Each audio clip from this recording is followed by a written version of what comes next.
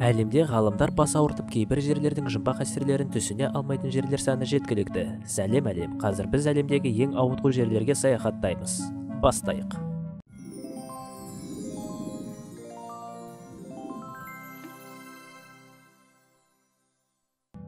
Біздің Қазақстан еліміздегі Калачи ауылын түсініксіз індет басып алды. Калачи ауылының тұрғындары тұрған жерінде ұйықтап қалып жатыр.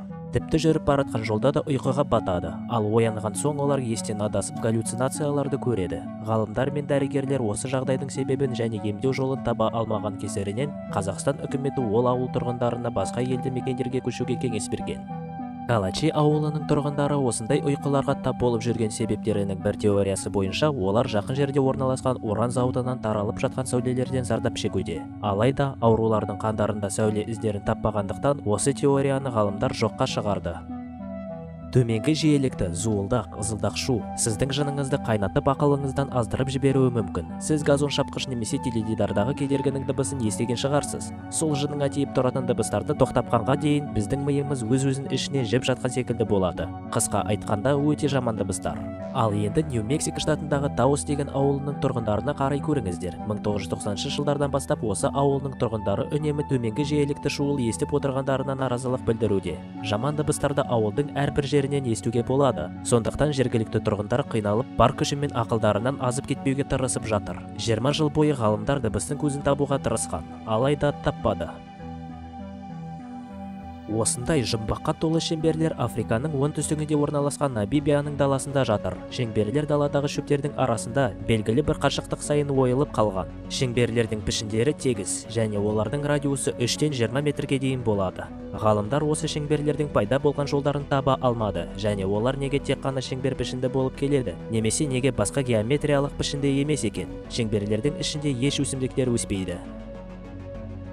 Амазон өзендерінің арасында Шанай Темпишка атты өзен ағып жатыр. Оның ұзындығы 6 километр. Әлемдегі басқа өзендерден айырмашылығы Шанай Темпишкада су өте ыссы. Оның суы қайнап жатыр, сондықтан қандай да болмаса жануар осы суға түссе, дірілей пісіп кетеді. Жануарлар суға түссе, біріншіден олардың көздері аға бастайды. Ыстықтың кесірінен олар қимылдай алмай қалады да бата бастайды. Нәтижесінде тірілей пісіп кетеді. Өзеннің орташа температурасы 91 градус. Осы жағдайда ғалымдар әлсіз және ештеңені де түсінбей жатыр. Әдетте жанартаулардың қастарында ағып өтетін өзендер ыстық болады. Алайда Шанай Темпишкаға ең жақын вулкан 700 метр қашықтықта орналасқан. Ғалымдардың ойлары бойынша, сол жанартаудың астынан соғып жатқан болақтар Шанай Темпишкамен араласып оны қайнатады дейді. Венесуэланың батыс аймағында орналасқан Кататумба деген өзенінің үстінде шегі жоқ бітпейтін найзағай ойнап тұр. Найзағай күн сайын кешкі сағат 7-де оянып, 10 сағат бойы ойнап тұрады. Осындай жайт жыл сайын 260 күнге дейін созылады. Осындай табиғи құбылыстың себебін ешкім түсіндіре алмайды. Теориялардың бірі бойынша жақын жерде орналасқан урандардың әсеріне найзағай оянады дейді кейбір ғалымдар. Ал кейбір ғалымдардың ойынша осындай құбылыстардың себебі жақын маңда орналасқан таулардың әсері. Бір жағынан жылы ауа келеді, екінші жағынан суық ауа келеді. Екі мүлдем әртүрлі ауалар тез буланып жатқан өзеннің буымен және жақын жерде орналасқан мұнай өндіретін зауыттың шығарылымдарымен қақтығысып найзағайды оятады дейді. Осымен болды достар. Видеоны қарап болғаннан кейін сіздер не істеу керек екендерін сіздерге айтпай-ақ қояйын. Оның барлығын өздерің білесіңдер ғой. Кездескенше сау болыңыздар.